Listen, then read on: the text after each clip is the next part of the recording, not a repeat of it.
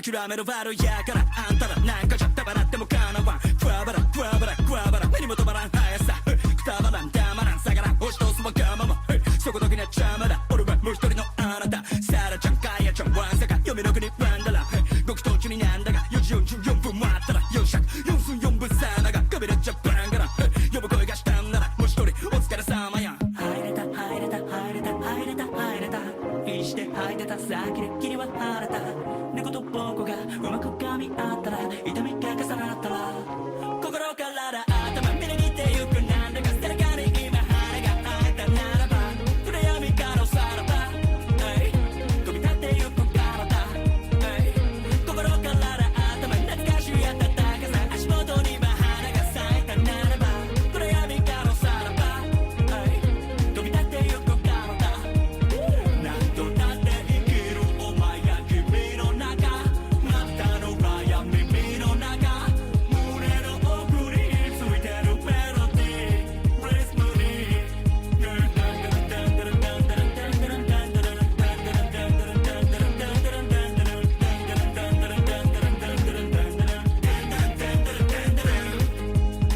What's going on, everybody? I hope everyone's having a fantastic evening, fantastic afternoon, fantastic pre-noon, no matter where you are in the world. I'm Hassan Piker, and this is the HasanAbi broadcast coming to you live from sunny California, Los Angeles. Folks, we're live and alive, and I hope all the boys, girls, and MBs are having a fantastic one because today's a beautiful day. Today's a wonderful day. Today is Tuesday. That's right, ladies and gentlemen. It's Tuesday. It's Newsday Tuesday. I'm live, I'm alive, and I hope everyone's having a fantastic one because today's a beautiful day. Today's a wonderful day, no matter what people say. That's right, and we're going to have a great time regardless. It is Tuesday. It is October 29th, 2024. We are 7 days out officially from the election, and this is the part of the broadcast where I tell you about my personal news about what's going on in the world of HasanAbi Piker in between the time period where I press the stop streaming button and press the start streaming button. Miss says, put those arms away, slut. I will never do that. Sorry. Mythological in the building. I will not be putting it away. We got 7 days out from the election. Audio desynced. Wait, what do you mean? Actually, no. People just be saying shit. Anyway, folks, I'm live, I'm alive, and personal news-wise, there's not a lot going on in the world of HasanAbi Piker because, you know, I just don't have a lot of motion. Not much happening in my world. Not much happening in my universe, you know? Folks, it actually lags 0.5 seconds behind. Okay, now I said, now I brought to the attention of the audience that there might be some audio issues. Everyone is saying there is a delay, and I don't know what it is about, but folks, cheers. Personal news-wise, what's going on in the world of HasanAbi Piker? Let me tell you, ended the broadcast last night, didn't really do much. Made Austin a breakfast sando, so at least I did that. I didn't even eat a breakfast sando myself. I just made him a breakfast sando. Camera's incredible. Chat, the camera is the same camera. It's just lit up better. That's it. The camera is the same camera. T-shirt muazzam, thank you. Wow, we got Turkish fans of the t-shirt. I'm wearing, of course, my merchandise. IDEOLOGI.shop. You can go grab yours right now. American made, union made. Look at this. Where are you going? Place. Bad girl. Okay, look. Daily merch flex. Tie in there too. Anyway, where was I? What are the prospects for Tony Hinchcliffe getting DNC MVP? I mean, he really cooked it. He really killed it. But, folks, personal news-wise, not much going on. I made Austin a breakfast sando last night. And outside of that, not really anything else. Your light is reflecting right behind you. No, I know. We need to put like a film on the frame. But yes, the election collection is live at IDEOLOGI.shop. How long is your wingspan, big dog? It's very long. Anyway, personal news-wise, I was supposed to do Piers Morgan this morning. I think it was like me versus Tim Pool or some shit. I'm not entirely certain. But I had a family emergency come up, so I had to cancel on that last second. And that's it. That's literally all I've been dealing with this morning. So, what? Not to be that annoying, chatter, but the glare from the lights in the background is pretty noticeable. You can put a polarized filter on the lens of your camera and it should fix it. No, you are that annoying. You are being an annoying chatter. I'm familiar. I know the issue. I know what the problem is. That's crazy. Why do people say not to be that annoying? Yeah, everyone's all right. Everyone's fine. And there's no issues. But that's it. I don't really have any personal news going on. There's really not much happening. Like I said, I was supposed to do this Piers Morgan thing, but I didn't get to do it. LA Times was in the building yesterday. As you guys know, Los Angeles Times, they're doing a profile on the boy, on the kid, on the man, the myth, the legend. So that's fun. Have you thought about putting the ring light directly behind your head so it looks like you have a halo behind you? Yeah. Anyway, do you see this Bernie video about supporting Kamala Harris in spite of Gaza? Yeah, I mean, I know what he's going to say. He's going to say what he's been saying his whole life. New Hogwatch, Jordan Clipper went to a Trump rally. Fantastic. This is one of the greatest parts about the election cycle, is just like being able to watch my fellow Americans do their thing, you know? Okay. We hope y'all like the changes. The Hasan stream, we have a lot more improvements planned. Going to investigate matte film or picture frames with the reflection on the pictures behind too. Yeah. We're all working on it. We're hearing your posts, and we're hearing your criticisms and comments. Okay, calm down. So they're profiling Austin. Yeah. They were like, LA Times came over and were like, honestly, we originally wanted to basically, Asman is being baited by Dan, help Zach out. What do you mean? There ain't no way Asmongold is coming fresh off of his 14-dayer to just like immediately be like, yeah, Twitch has a real anti-Semitism problem. That would be insane. I doubt it. Also, once again, for all of my criticisms of Asmongold, he is like usually much more open-minded. He comes back and instantly shows stop anti-Semitism montages of you. Wait, really? Damn. What the fuck? That's actually kind of shocking. Anyway, the joke I was gonna make is that LA Times was like, I'm writing a profile on you, and then they saw Austin, and they were like, this beautiful man, he knows so much about the polls. Like, what the fuck? We should profile him instead. You gotta watch the new Jubilees today. They're fucking insane. I don't know, man. Jubilee's been like clapping my shit. They've been like copy striking my shit, and so is Joe Rogan, which is really fucked up. How do you deal with being forced to take rest days from working out due to life circumstances, injury? I literally get anxious. Yeah, I have an answer for that. It's called I don't take days off. No days off, baby. No days off. But I feel you, honestly. But it's good to do some recovery. Just do a little bit of an active recovery on your day off, and then, you know, get back into it. I don't know if Asman hates me or not. I doubt that he does. I was very open-minded and kind in the conversation that we had. So, yeah. Also, his dad watches me, so I think I got that. I got Asman dad. I usually got Asman dad on my side. So, new camera king? No, it's the same camera. He's watching all the new Apex stuff about Twitch that was just put out in the meantime. Yeah. So close yet so far. No, he's gonna do it, bro. He's gonna do it. Osman Gold is real, okay? Osman Gold can't hurt you, even though he is real. Osman Gold is going to happen. I am making dua every day. Inshallah, one day, Osman Gold is going to be the real deal, okay? I hate the AI art, but what are you gonna do? I'm losing my voice pretty hard. But yeah. That's it. That's all that's popping off right now in my world. Okay, Asman banned. Israel bans UNRWA. Trump rally fallout over Puerto Rico comments. Osman Gold unbanned. Can you address this? Now I almost want to eat Austin's ass. Good one. Did you see Trump tweet out a Latinos a video with Latinos singing "Vote Trump"? Yes, of course. Are you fucking kidding me? Of course I did. Of course I did. That's my go right there. Anyway, Osman Gold unbanned. Israel bans UNRWA. Trump rally fallout over Puerto Rico comments. What else? What else was I gonna say? There's a lot. Yeah, Bernard Sanders. Bernard makes a case to vote Kamala. talking to Greg Kazar later about the Latino vote / border anti-immigrant sentiment. Get in now. I have a friend that voted for Milei in Argentina. I'm trying to explain. Themasius, thank you for the playlist. My partner just learned about Jill Stein. I was wondering why nobody talks about her. How do I explain Jill Stein to him? I don't know. Why are you saying AOC? You're a good streamer, but now that Asmon's back, I'll be tuning into him again for real nonpartisan political commentary. Bye. Yeah. Can you stop censoring your critics, please? What is this? Bad Bunny posted a video. Okay. Osman Gold unbanned. Israel bans UNRWA. Trump rally fallout over Puerto Rico comments. Mehdi Hassan hate crimed on CNN. Okay, there it is.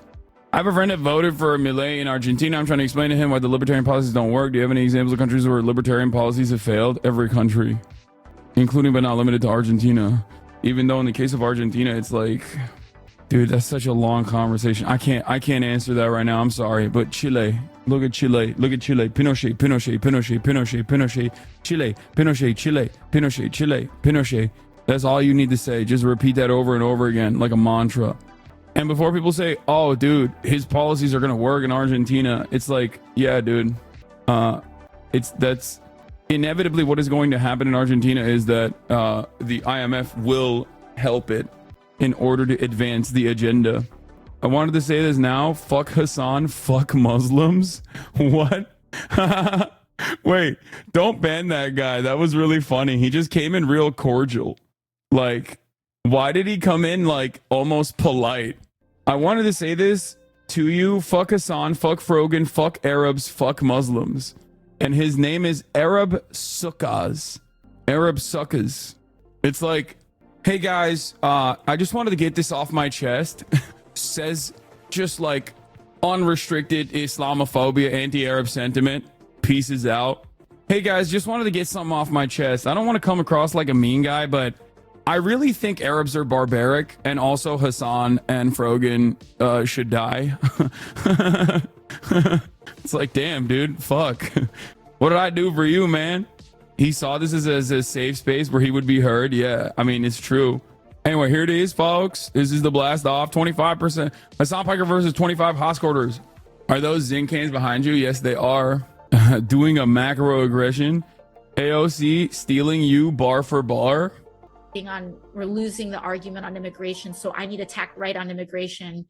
And then, oh my God, like of course we're losing the argument on immigration because we're not making an argument on immigration. We're not highlighting how economically devastating it is to engage in mass deportations in the United States. We're not telling people 1 in 15 people in this country live in a mixed status household. 1 in 50. Did you know that? Did you know that 1 in 15 people? I didn't know that either. Live in a mixed status household. This is. Which she's in the pocket. She's in the pocket. This is good. Policy means tearing up 1 in 15 families. That's so good. That's such a good talking point. God damn, that's a good talking point. We don't see. This is AOC at her best. Whenever it's like foreign policy or when she comes out like and she does stuff around foreign policy, sometimes it's like AOC not at her best. This is peak AOC. Speaking specifically on an issue that she knows very well, that she cares about quite a bit, and she's a fantastic communicator. Like, that's something that her team researched, okay? I know how this stuff works because I also do political communication every single day. Like, and through the process of, like, reading and constantly coming up with, like, different narrative frameworks, you start leaning on certain talking points. You parse through the data and you find certain things and you basically craft a message that is humanizing for migrants and how impactful it will be if the Republican anti-immigrant agenda actually goes through. The 1 in 15 is new information. Like, it's not new information, but like, I wasn't even aware of this. I wasn't aware that 1 out of every 15 American lives in a mixed status household, as in like one parent is undocumented. Okay. That's fantastic. It's not a fantastic fact, but I'm just saying that like, that's a statistic that is a really, really good thing to communicate to Americans. She did a fantastic job there. She's great. This is great. Kind of fumbled her Arabic messaging though. Yeah, I saw that she did it like reverse or something. She put a fucking reverse Arabic letter on there or some shit. We don't make that argument well enough. And so then we're surprised why when Republicans flood the zone, why tacking right doesn't work. Hasan silenced his critics. Hasan receiving Islamophobia and casually silencing his critic. Don't ban that guy. Yeah, I mean, dude, I hear Islamophobia every single day. It's just like, dog, there's literally like a fun little game that I think like Tectone and every fucking like WoW playing dipshit is now playing. Path of Exile playing dipshit is now playing, called like Terrorist or Twitch Streamer. And it's literally just like verbatim. It's just verbatim saying that like prominent Muslim and Arab and like I said, prominent Muslim Arab content creators are all terrorists. Here are their quotes. Like, did Osama bin Laden say this? Or did Hasan say this? And it's just like, like, that's just, I don't know how else to describe this. Like, there is obviously no way that Twitch would ever take action against that. I don't even want them to take action against that because, like, clearly, if they were to do such a thing right now, everyone would pounce and be like, Twitch has a real anti-Semitism problem. They are not letting unrestricted Islamophobia to continue. Hasan runs this platform. But it's, like, kind of crazy. Don't listen to the idiot masses. You're always vindicated. Bro, why is Path of Exile taking strays now? No, it's because that fucking like 3 IQ New Zealander Quinn. Isn't he a Path of Exile player? He's doing the fucking, he's doing the same, he's doing that shit. He's like, yeah, he's a terrorist, mate. Yeah, dude, I'm a fucking terrorist. You got it. I'm sorry that I'm not the most racist person you have ever encountered in your life, so I guess I'm a bad guy. He's like, it's just like, it's ridiculous. I remember when Quinn used to just play games before he took on this asshole persona. I mean, he's always had like weird fucking politics, but most of the time these guys are at least like trying to be fucking brand friendly, so they just like shut the fuck up. Like, it's so casual remarks, you don't even know what to say. Yeah, I'll do like a long broadcast describing like the actions that America took in terms of foreign policy that contextualizes like another act of violence that you foresaw. And it's so easy to just undermine all that and be like, well, he's a fucking terrorist. You know? All right, I guess, yeah, you got me. What do I say to that? There's not really anything you can do about it either, because it's like, there's not really anything you can do about it because Islamophobia is so permissible, is so like normalized. So people can just like get away with saying whatever the fuck they want. You know what I mean? And actually, one of the things that we're going to be talking about today is quite literally about that, which is what happened with Mehdi Hasan. You know, I'd enjoy Canute a lot more if he stuck to being apolitical. No, I'm not even talking about Canute. Oh, Canute was like, he's a terrorist. It doesn't really matter. I don't really care about that. I still like Canute. At least I respect Canute because he has put on so much size. You know what I mean? I don't have that same level of respect for people who are playing fucking Path of Exile. I'm sorry. No disrespect. Like, you know, at least Canute has done something that I like appreciate. He's a big guy. Sono pushback? What do you mean? Sono pushback? Bitch, what am I supposed, what can I do? What do you mean? Like, I live in the United States of America, dog. What the fuck are you talking about? No pushback. The only thing I can do is just keep my fucking head down and do whatever the fuck I'm doing. You do understand that, right? Because, like, dude, Rashida Tlaib was literally the only congressperson that got censured by U.S. Congress in this entire fucking past 12-month time frame, where you had congresspersons like Tom Cotton openly talk about executing, driving over peaceful protesters. Okay, you had Louisiana's very own Kennedy come out in a anti-hate crime, anti-Semitism congressional hearing, point to a prominent Muslim woman and go, you should put a bag over your head. You love Hamas. You love Hamas. You love Hezbollah. You love Hezbollah. You love Iran. You love the Ayatollah. Like, it's just a Klan rally over there. Ain't nobody saying nothing about that shit because that's just the fucking reality. There's literally nothing you can do. It's completely unacceptable. It's completely inappropriate. But unfortunately, not much you can do about it. You know what I mean? People just people couch Islamophobia as like real valid criticisms. And if you were around as a, I don't know, political commentator or someone who is like familiar with this sort of shit in the Obama era, you saw this. It was fucking even worse than it is now. So at least there are like prominent content creators who can communicate these things, like myself and many others who could just be like, yeah, dude, this is fucking ridiculous, and just move on. But there's not really anything you can do about it beyond that. Like, it was so much worse back in the day, dude. Holy shit. Anyway, kind of random question, but are you going to have a producer or tech guy during the election day stream? No. It's just like the craziest stuff about that is when you, hey, yo, Majority Report, thank you for the raid. In the process of showing the Stop Anti-Semitism montage, a clip was shown by Myron saying we need to take our country back from Jewish supremacists, and there were a lot of two bass in Asman chat. They didn't get banned. The irony still visible in the VOD. That's the funniest part, is that like people literally anti-Semitism in the eyes of so many people is like so much more acceptable as long as like they are in a vague area in terms of like Israel.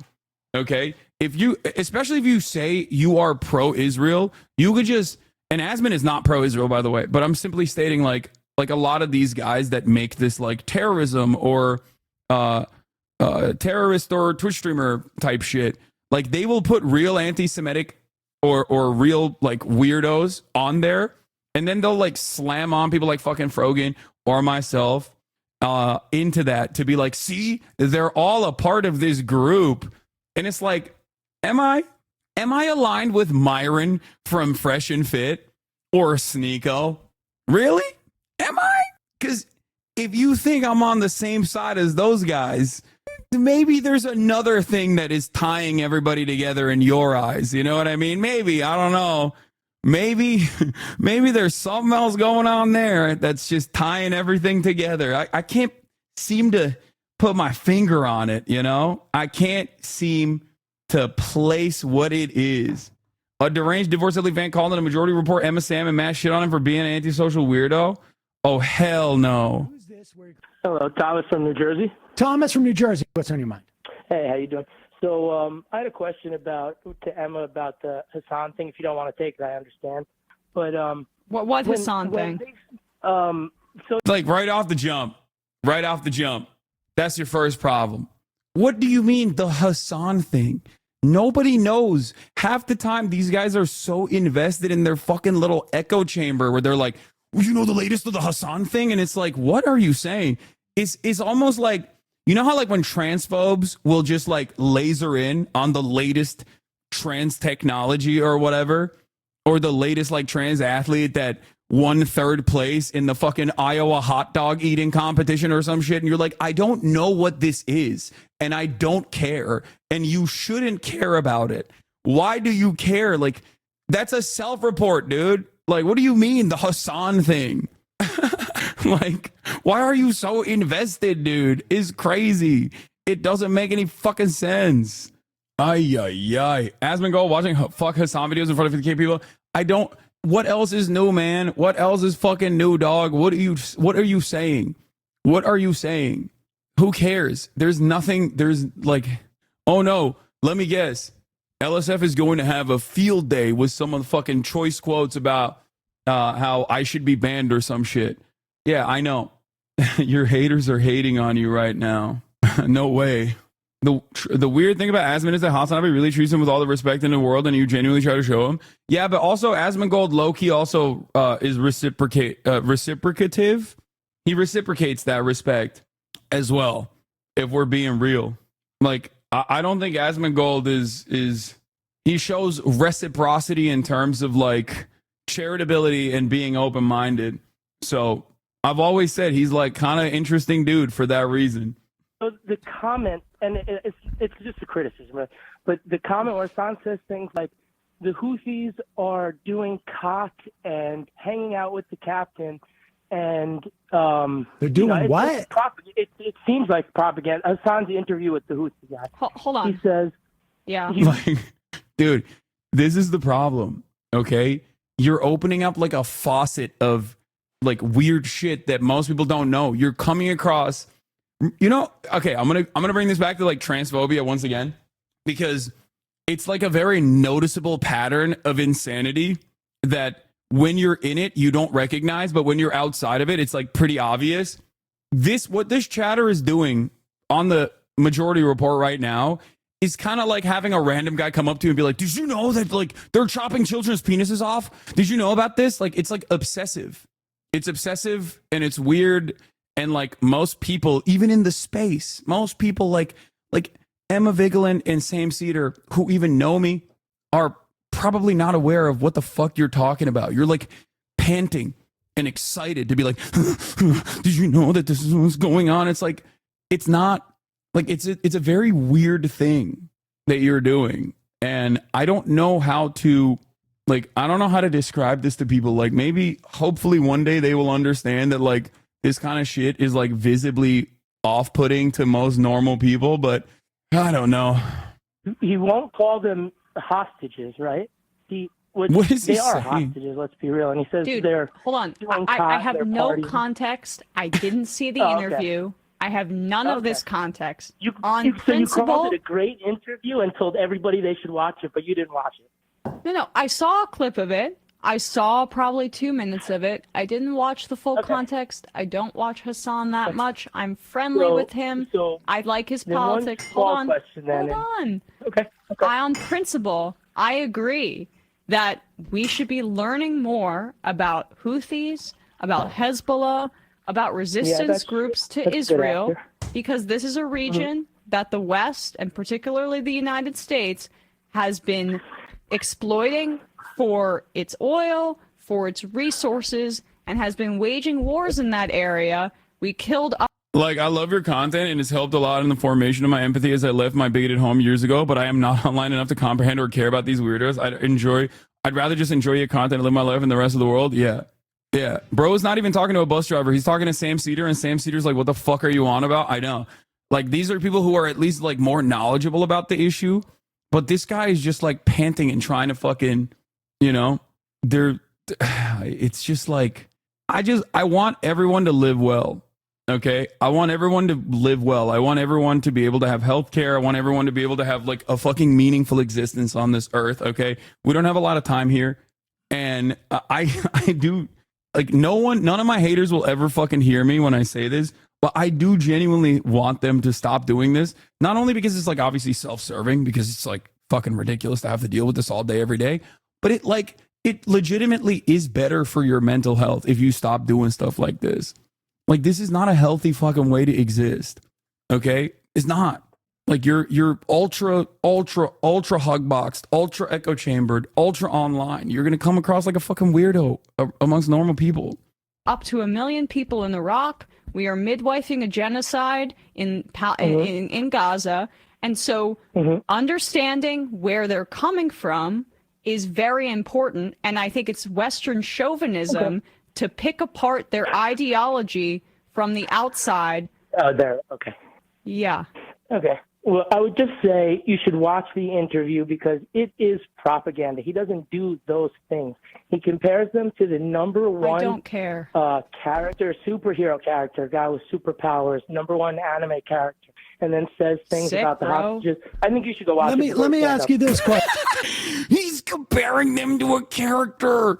You don't understand. You need to do something about this now. It's like, come on, dude. Come on.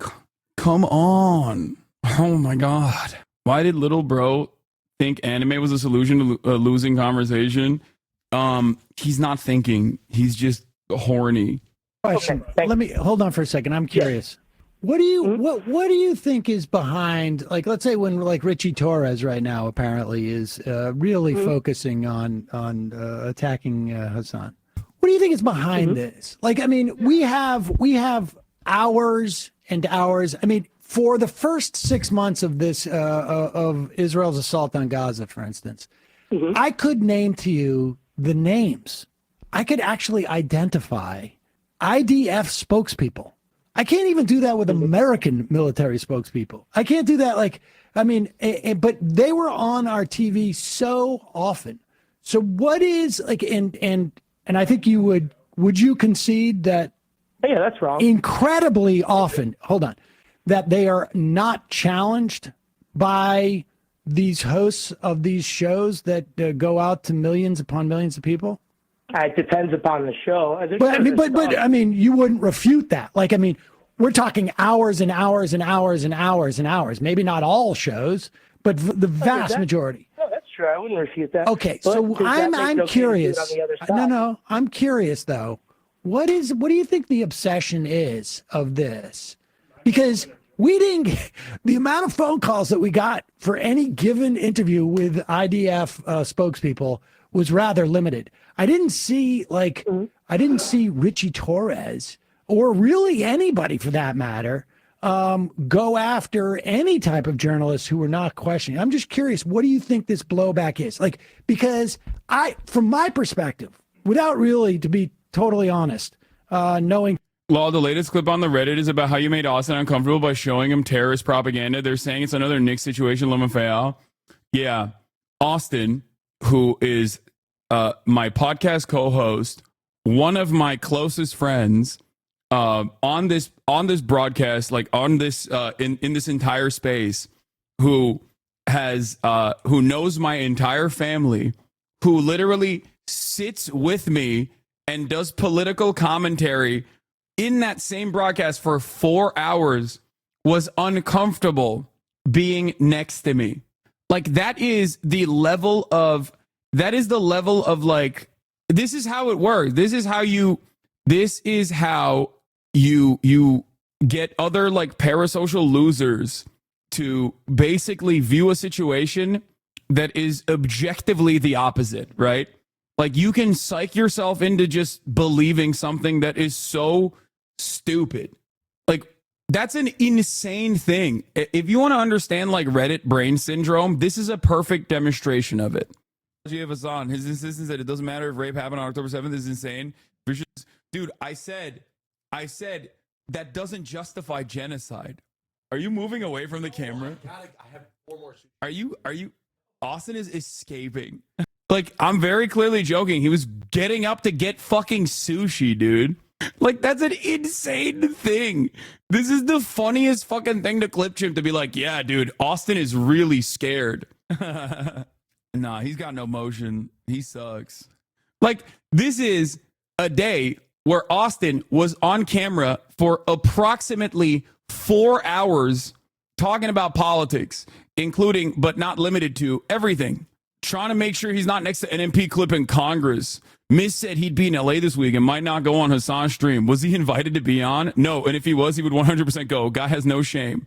Like, also, why is this post so late? Most anti-Hasan posts are from EU Redditors. That's why they show up early in the morning in the US. Yeah. Why is it so hard for Hasan to just say, yes, the rapes happened and they're horrible and I'm sorry for minimizing them? Why is he incapable of recognizing he did anything wrong?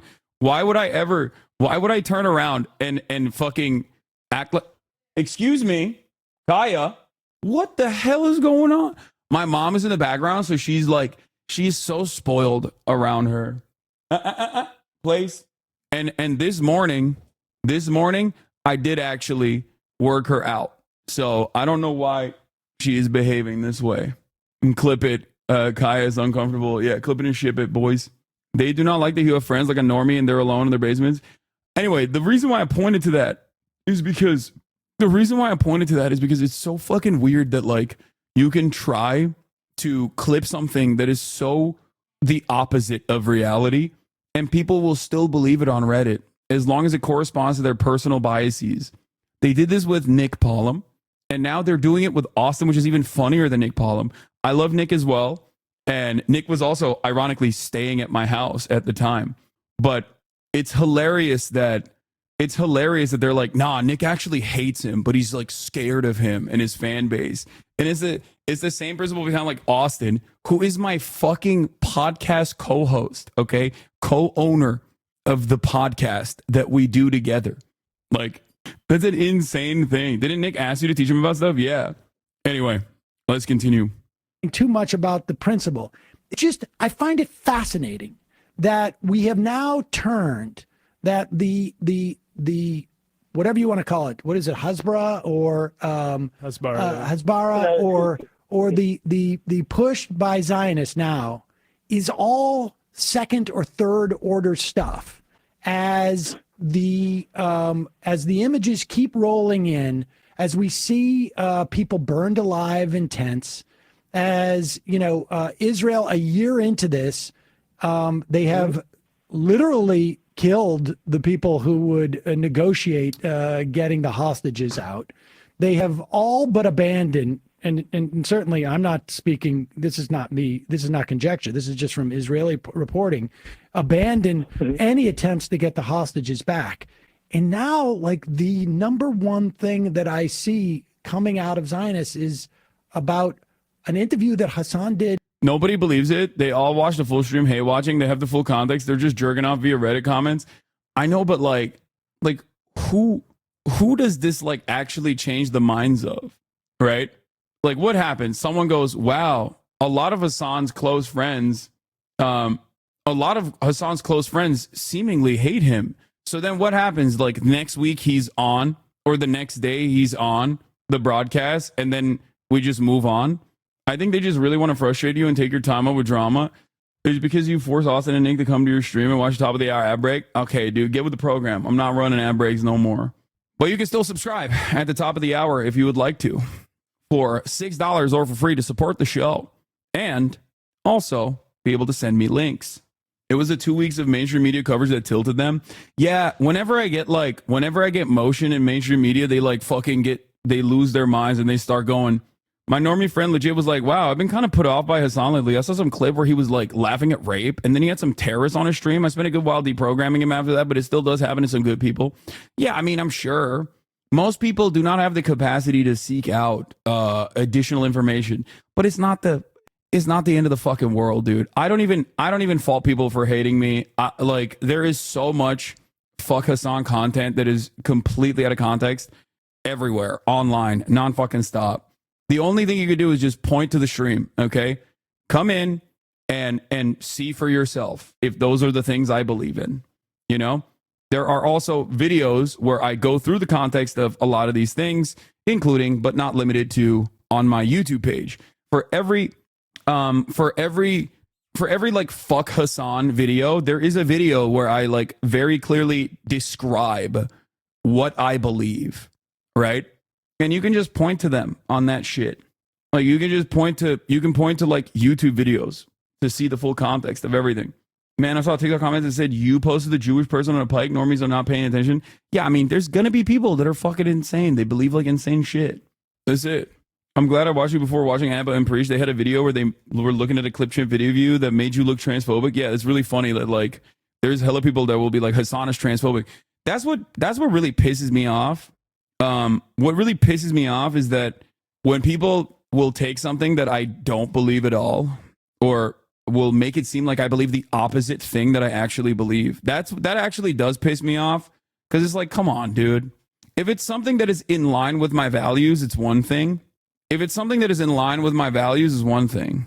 But if it's like something that I don't believe, that I have like tens of thousands of hours railing against, and you're just over here being like, nah, he believes this shit. Actually, he is transphobic, he's homophobic, he's anti-black, he fucking is anti-Semitic. Like, these are things that are frustrating. I would say show the Destiny versus Destiny TikToks here and there so people will see how stupid and hypocritical Destiny is. The week you did that made Destiny calm down a bit. Yeah, I mean, it's fine. I don't really give a shit. There's more important things to cover. There's an election happening. So I'm going to finish this, and then we're going to get to that. We're going to dive into that.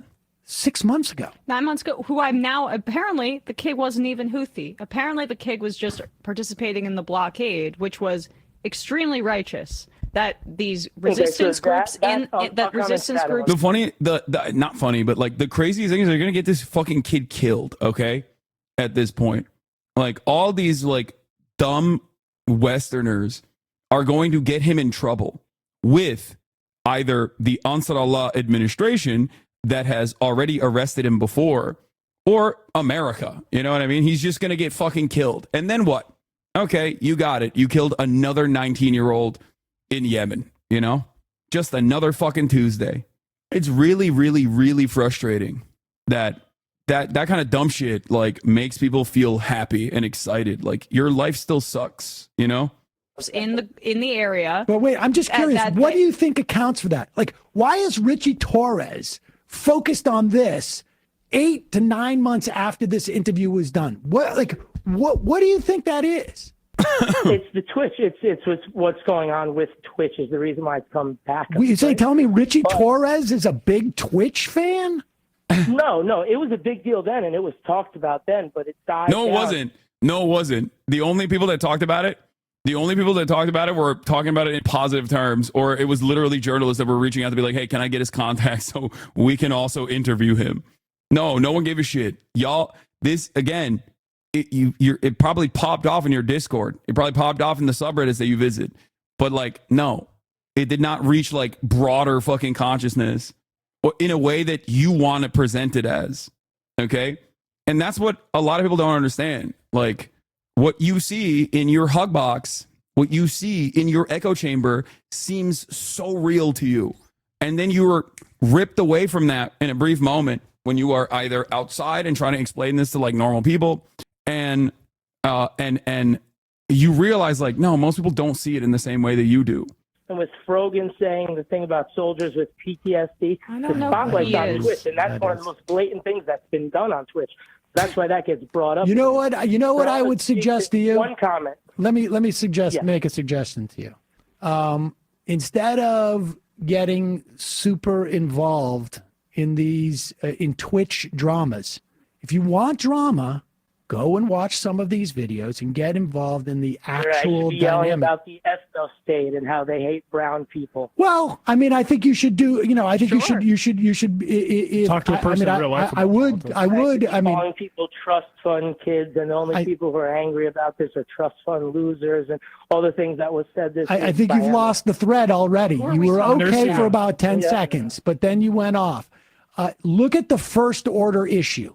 That You're 100% right. There's a lot of horrible things being said, but pushing propaganda over here doesn't make it okay doing it over here. That's my only point. What is I'll let you propaganda? go. Yeah, on this 9-month-old interview that I did watch at the time. I don't remember it. So Obviously, it's because clearly it's- as. because Can I it's keep a couple talking? months old, it's okay. Okay, Yeah, no, thank you. I'm saying what I'm saying is I watched at the time. I did not think anything was actually that problematic about it. I thought it was an interesting view of things. Not that I would say take people hostage, but to the extent that there are, say, boats being taken hostage in certain areas, I look at like what's causing this issue, and I don't like isolate it into one thing and say, oh, well, this person, look at this bad thing of a statement from a political group. Like, what are we talking about? What's fascinating is the argument that we hear that it's Hamas's fault. Like Hamas made Israel kill all of these civilians, right? Like that transitory, the responsibility is not on the person taking the action. It's on the person who provoked the action. But couldn't you make that same argument with the Houthis? Like if it's so transitory, like, well, look at what Israel made the Houthis do. Like there's, let's ascribe agency to everybody who's involved in there. Let's ascribe a certain amount of like implications. The Houthis definitely inhibited food that could have gone to, the people in Sudan, because that is where, some of those shipments came. And that responsibility is on them. They were the only country, I guess, if you want to say, that was responding to this slaughter of Palestinians. If you want to say that the Houthis are responsible for this, how can you in any way say the Israelis aren't responsible for the deaths of thousands upon thousands upon thousands of children? Never minding, like, in the future, never mind that the numbers are probably higher than the ones that... It's funny because if you said exactly what Sam is saying here, I have. There'd be 6 hate threads saying Hassan supports terrorism law. I have. The difference is that Sam is a media professional that has been doing this for years and years and years and deserves a lot of respect from a lot of these other like younger folks that have maybe watched him here and there. And I think it's a good thing. I think it's a good thing that they trust him. You need to understand something. I don't care if people fucking despise me. Okay. As long as their heart is in the right place, as long as like they're also recognizing that Israel is doing a genocide as long as they recognize that like that has to end. It's the same principle behind when people were like, Hasan, you bought a house, you're fucking rich, but a socialist.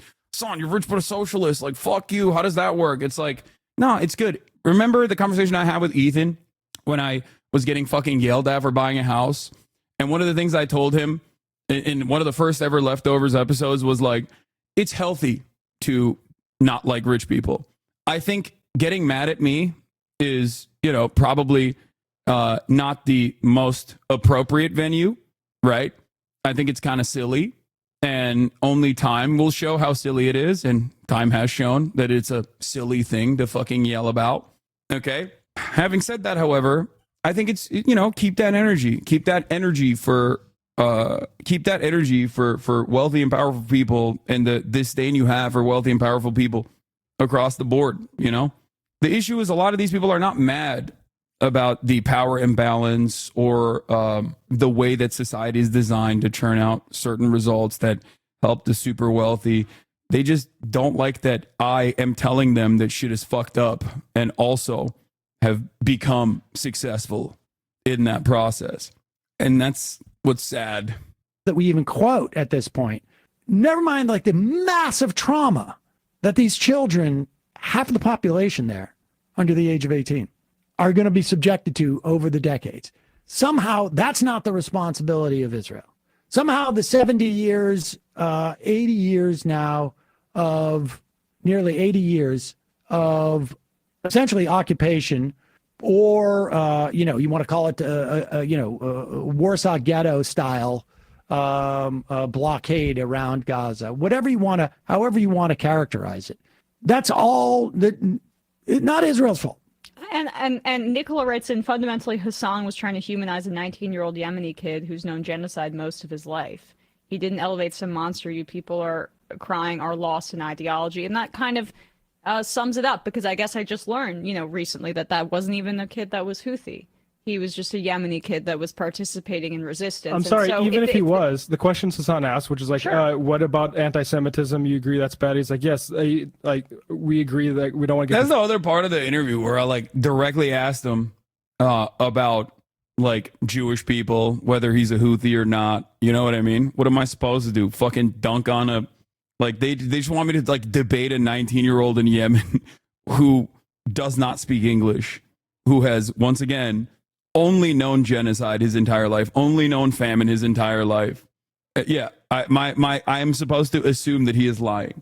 Confused, and that is something to ask about the Houthis because of statements like death to America, death to Jews. He says it is related to the Zionism. A YouTuber I like made a fuck Sam video, so I left the comment saying he was wrong. He blew up on me, and then I criticized him for never covering Gaza. Since then, he has uploaded over a dozen videos on the topic. I thought that was kind of cool. That's amazing. That's good. That's good shit. Okay? Get these motherfuckers to talk about Gaza. That's great. You have now successfully made something positive out of like a fuck Hasan video. That's fine. That's the funniest thing when people are like, I'm pro-Palestine, actually, even though I've noticeably been quiet for the past 12 months of genocide. And the only time I'm ever going to talk about it is when I'm cynically critiquing a person who has, you know, done as much as he can to communicate what is fucking going on. And look, you can say he's dishonest about that, but that question was asked. But I'm sorry, if these groups say death to America, we have to reckon with that. Why do they say that? We have. This is because they hate our freedom. They just hate us for our freedom. McDonald's and Burger King. And... This is like that's the underlying thing that is also very frustrating about these sorts of conversations, is that like you are very deliberately dulling your own perspective. Like you are very deliberately making yourself dumber. You are closing off an entire fucking, like you're closing yourself off from like additional information and succumbing to unserious and childlike analysis. When you do this, you are turning into a Steven Crowder style person. And it's kind of funny because like many people who used to be fans of mine who now like hate me or whatever used to laugh alongside me when we used to make fun of people like Steven Crowder for saying these idiotic things like they hate us because of our freedoms. Like they hate us. That's why they're saying death to America, because we got gay people here. It's like, no, dude. It's like, why? Why are you an otherwise intelligent person, an otherwise empathetic person, so willingly shutting off a part of your brain and then turning around and believing, like purposely trying to get yourself to believe a thing that you might not have believed a year ago? That's it.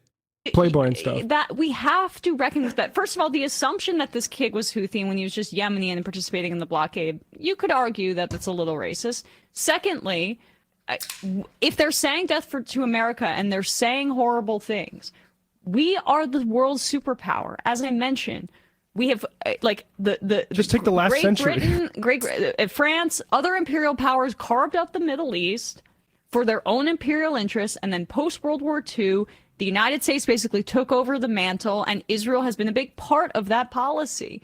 We have ruined the lives for millions of people in that region, killed up to 1 million people in Iraq, and then, of course, what we've done to the Palestinian people. Of course they don't like America.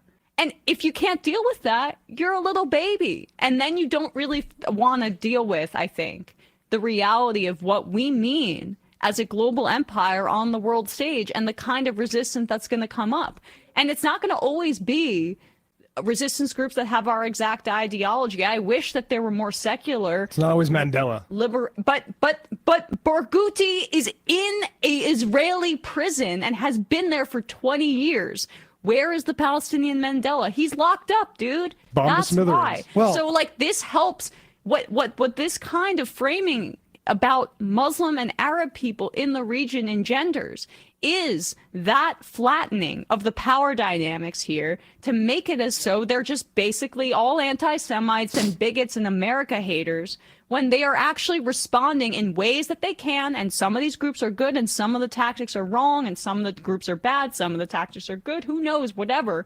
But the overall problem is American imperialism in the region, and everything else that you're dealing with are semantics to obscure that very reality. We should also say, and someone reminds it, like, you know, if you take 10 minutes to understand 5 minutes, we provided a lot of support for the Saudis bombing in Yemen, resulting in the deaths of I don't know how many thousands upon thousands of people. It breeds resent. It turns out it breeds resent. Yeah. It breeds resent. Call from an 870. Damn. Pack watch. This is a massive issue of not being able to imagine yourself in someone else's shoes. I mean, I get that. I'm a little bit more understanding. I'm a little bit more understanding of people who are deluded by Western chauvinism. Because, like, Americans literally don't even have empathy for their fucking neighbors, dude. They don't even have empathy for their goddamn neighbors who have, like, identical living circumstances to them, but are just, like, marginally different, whether it be because of their gender expression or the color of their skin or financial predicaments that cause them to become homeless. You know what I mean? So, like, they don't even have fucking empathy for those people. In a nation where so many people literally flex their lack of empathy for even their immediate neighbors, how the fuck can you get them to have any ounce of empathy for people thousands of miles away that have been victim to a lot of the things that America has done that they don't even hear about, that they don't even see, that they are willingly blind to? So I get it. And that's why, in spite of all of the barrage of, like, bullshit where people go, fuck you, Hasan, you fucking love terrorism, you fucking piece of shit, you love terror, go back to your own country, if you don't like it, leave it, that type of shit. Like, when people say that sort of thing, I have no choice but to just eat it and then continue explaining my position over and over and over and over again. You know, because for as many people who are directly refusing to hear the truth, there are still going to be hundreds of people who are like, you know what? I never thought about it that way. Do you understand? And that's it. And I think no matter what, inevitably it will click. I believe it. I believe it. It might not happen today. It might not happen tomorrow. but there will be an issue that someone cares about. Okay. There will be an issue that someone cares about personally, and they'll hear me communicate. They'll hear me advocate about these issues that they do care about, and then it will click. It will click for them. Okay, it'll click more the worse things get, and more the people see how being fashionably callous hurts everyone. Yeah, everyone has their own radicalizing moment because the massive faucet of misinformation, smears, and lies can only go so far. Okay, at the end of the day, if I'm not those things that people are saying that I am, then people will inevitably come to that conclusion. You know, they can't keep up the facade. They just can't. And for as many people who are like, man, for as many people who get swept away by this kind of nonsense, you got my MAGA mom to say she agreed with you on some things last night, and we've been fighting for like a year over everything in Gaza and politics, and you did more than I could in like 20 minutes, but still a long way to go. Good. Just remember what happened to Jeremy Corbyn and Bernie. Being honest is often not enough. We need to actively oppose the people that are liars. Yeah. I mean, I do a good deal of that, I think. And this community does a good deal of that as well. So, you know, it's not like I just fucking take it or change my position when I get like a barrage of smears. That's the ultimate goal.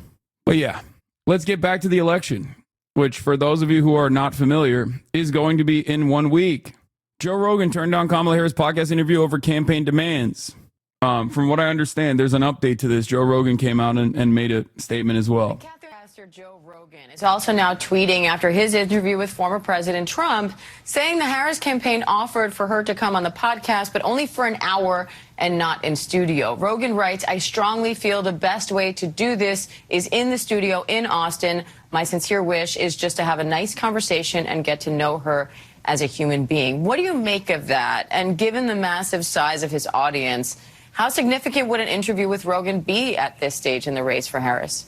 Yeah, look, it remains to be seen how significant it would be. Of course, Trump did this interview because his campaign is trying and working to reach those younger voters that he so needs to pull over. Of course, Harris has been leading in that youth vote, that younger demographic, but Trump is also trying to pull that over, especially with white males. Rogan's audience, obviously, is tailored to that demographic, pulls in that demographic, if you will. So, sure, I think it's important on the one hand that if Harris. I think Kamala Harris going on Rogan would be good. That's my most controversial opinion. I think Kamala Harris going on Joe Rogan would be good for her because Joe Rogan is virtually incapable of doing adversarial interviews. Okay. Unless it's like some of the shit that he really, really, really, really cares about, like weed, COVID, you know. Unless it's, or, you know, vaccines, weed, COVID, that sort of stuff, like he will pop off on. The better version will be Tim Walz. If Tim Walz went on Joe Rogan, Kamala landslide. Like, I'm not even kidding. Sam mentioned yesterday's show that their sponsor being boycotted because of their stance on Israel-Palestine. So they didn't have ads. To support TMR, join $10 a month. Join MajorityReport.com. Patreon for $5. Patreon.com/MajorityReport. Yeah, same principle holds here as well, baby. Subscribe to Majority Report. Subscribe to the HasanAbi Report. Use your Twitch Primes. Oh, damn. Lebitard and friends. Tim Walz had a good answer about Tony Hinchcliffe's jokes at the MSG rally on our show this morning. Okay. Using vulnerable people as a punchline. Okay. The Dan Lebitard show is nutty mode with the politics lately. Just great takes all around. Sentence. I don't know, because you were playing Madden on Twitch with AOC, how much of what you saw at Madison Square Garden this weekend. Surely you've read about it, though. So what are your thoughts of how racist all of that felt? Well, that's another thing that Senator Vance once said. He said the thing that voters don't really like about Donald Trump is the racist part. That was him. I did not say that. Look, this is dangerous stuff. It started long ago, but the Springfield stuff of denigrating, Haitian folks who are here legally just trying to get by. This dehumanizing piece of it is what's really, this is the oldest playbook in the world. And I think for us, the the contrast couldn't be greater. We're talking about unity. We're talking about bringing people together. We're talking about a to-do list for the American public rather than kind of an enemies list and putting people on there who we don't like. And very troubling. And I feel, my job as governor is to protect the citizens and do all we can. And I'm hearing from folks, the Hispanic community is nervous and in some cases scared. So I didn't watch it personally. AOC showed me that in real time. I didn't know who this guy was, this comedian or whatever, but saying that we don't have a sense of humor, using vulnerable people as a punchline for your jokes is really weak. That is not humor. And I have to say this: be a man. The guy's delivery was terrible. It was just mean spirited. That wasn't a joke. That was a dog whistle. Well, not even a dog whistle. It was a scream. Be a man. What kind of man shits on those who are weaker than them? What kind of man shits on those who are less fortunate than them? Okay. I don't like that. I don't like that at all. Bullshit. Anyway, let's get back to Joe Rogan. Were to sit for an interview, of course, she would be targeting that same demographic. And that's why I don't believe in dark humor. No, there is a way to do it. I am not an anti-dark humor guy. Okay? I'm not anti-comedy. I'm not anti-dark humor. I make edgy jokes all the fucking time. Okay? There's a way to do it. I make jokes about trans people. I make jokes about gay people. I make jokes about every single fucking group of marginalized individuals. Okay? The difference, however, is how I make those jokes. If it comes from a place of understanding, the plight of the communities that you are speaking about, okay, that is a little different. That is what is different here. Just simply making like a watermelon joke about a black person, like that's bullshit. You're just straight up just doing bottom of the barrel nonsense. You're doing that because you don't have anything in the tank. You're doing that because you don't want to understand. It's pathetic. You do that because you're a hack. That's it. Nothing worse than that, I think, in the realm of comedy. Nothing worse than that. Give it up, Hasan. We all know you're a woke list of socialist, liberal, communists, and that's why people like you hate edgy comedy. That's why you're friends with the creators of Cumtown. Yeah. That the former president did. At the same time, I'm not sure at the end of the day how much it would really matter, though he does have a big audience and a large reach. So it could potentially. No, if a joke is coming from a person in the marginalized community, it's okay. Otherwise, you're punching down. No, you're wrong about that.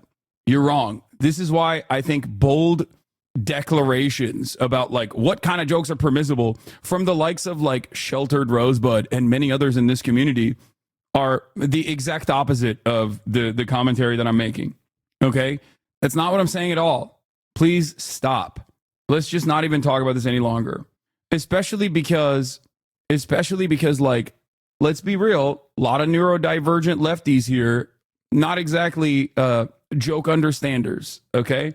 That's it. It's just the truth. It's fine. You guys don't get it.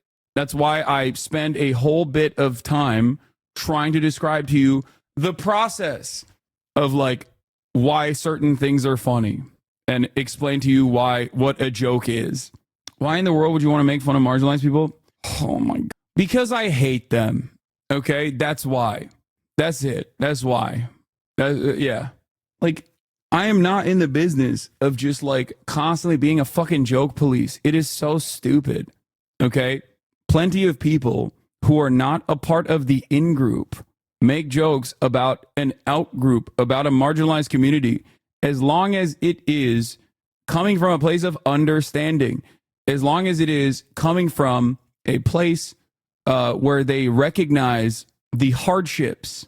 Okay? I am a cisgender, heterosexual, white man. Okay? I make jokes about trans people regularly, but it's not at the expense of trans people. Okay? It's not me going, oh, they're weird. Am I right? Look, they're so weird and I don't understand it. I'm not on the outside just like pointing to them and saying they're weird and they're gross and you should make fun of them. That's the difference. Okay? That's how it works. Let's finish this. Potentially still happen at some point. We'll see. All right, Karen Travers, Catherine Falders, thank you. And at least 40,000 people are now expected for the Harris campaign's closing arguments at the Ellipse in Washington, D.C. The Secret Service and police are preparing the area with street closures and fencing along the National Mall. ABC's Alex Brachet joins me now for more on that part of the story. Alex, what's the latest on the preparations and the safety concerns going into this, especially the recent controversy surrounding the Secret Service? Hey, Diane. Well, you can probably hear they're doing mic checks at the Ellipse behind me. And that is where the vast majority of these people will be funneling through. You see the Ellipse there in the middle where all those trucks are, the signs say freedom. And then in the far distance is the White House. As Karen mentioned earlier, this is emblematic. Number one, the vice president wanting to show that, the presidency in the background with the White House there, but it's impossible to escape the fact that the last time there was a gathering at the Ellipse like this, it was January 6th. You mentioned security preparations. So we just wrapped up rush hour here in D.C. They're going to be shutting down this stretch of Constitution and many of the surrounding streets. You see this fencing that lines the White House grounds. Also in the distance, a number of sanitation heavy-duty trucks that will be used as barricades here. Law enforcement here is very, very tight. And Diane, it's partly because of those Secret Service concerns, but also the National Park Service tells us they're expecting more people than originally reported. Originally, some 20,000 people. Now we're being told that 40,000 people will be at this rally tonight. Again, street closure is going to begin around noon. People are going to start to line up around 3 to get in by that 7:15 start time. ABC's Alex Brachet, thank you. The latest Israeli airstrike hit this occupied building in a northern Gazan town, killing dozens. CBS News senior foreign correspondent Holly Williams reports on that and the backlash. Kamala's doing January 6th early. Brilliant. That'd be really funny. Trump about to be really pissed. He chose a limited capacity venue. I'm a 22-month subscriber because you hate me. Yeah. Liberal January 6th is such a funny idea. Conservatives all lean into hack shit because they just can't be, oh, you're offended. You don't understand comedy. Meanwhile, I got Matt Walsh crying about white people tacos saying it's anti-white racism for a joke. Yeah. Have you talked about UNRWA being banned yet? I did yesterday, and I will talk about it a little bit more as well. But there was some other stuff that I wanted to get into before we get to UNRWA and Israel. Specifically, we have Bernard Sanders. Wait, what? Paul Pelosi attacker sentenced to life in prison without the possibility of parole? Wow. They're coming after my man for having gay sex in woke-ass San Francisco. That's crazy. This is homophobia, okay? It's homophobia. That's crazy. People do not even want to be understanding of just two guys in love, having a little lover's quarrel. Remember when Elon Musk very seriously posted like some AI written article being like, well, we should look into the fact that Paul Pelosi is a gay lover with this guy. Like, that's like the amount of nonsense that he fucking gets away with is so alarming, is so frustrating. They got the pee-pee and you're making jokes. Yeah. There's the 30 Democrats, 30 Republicans jubilee that I heard is pretty nutty. We can probably look at that. The issue is like they fucking clap my shit, dude. I kind of don't want to watch jubilee videos anymore because they come after it. Like they literally slam on it, which is crazy because like half of the fucking people that they have on are like either current or former HasanAbi heads. And they've also tried to get me on as well. So I don't know why they're doing that. Speaking of Elon, look how insane it is. Okay, Megaphonics. Try submitting X-ray, PET, MRI, or other medical images to Grok for analysis. This is still early stage, but it's already quite accurate and will become extremely good. Let us know where Grok gets it right or needs work. That's amazing. Okay. Oh, God. Oh, my God. So, speaking of jokes and hack material and just like straight up hatred, okay, this happened last night and we immediately covered it, obviously, as it happened last night. Mehdi Hasan went on a CNN panel, okay, and the guy breached Reddit containment. The guy who was in front of him basically was thinking that he could get away with saying some extremely Reddit type shit, extremely Twitter type shit. Okay. Haven't they literally thanked you for watching the video before? I know they have. So I don't know why. I don't know why they're like don't want to be called Nazis. The other, like, there's this group that they're using to copy strike people, and they keep coming after me. So I don't know why. It's very annoying. Yeah, I said this is what happens when you think real life is like Reddit and Twitter. DM me the details so I can verify, because there's a database for strikes and shit. It's a LDS, a group called LDS. Don't update the app, Hasan. Make sure it's a real one, I bet. I don't think it's Mormons. I just think that their group is called LDS. They keep claiming my fucking videos, dude. It's annoying. But I don't know. So this guy's a former Proud Boy orbiter who used to go on Gavin McInnes' show regularly under his real name. Someone told me that guy who was shitting on Mehdi Hasan also wrote for Richard Spencer or something. I don't know how true that is, but I would like to investigate it a little bit further.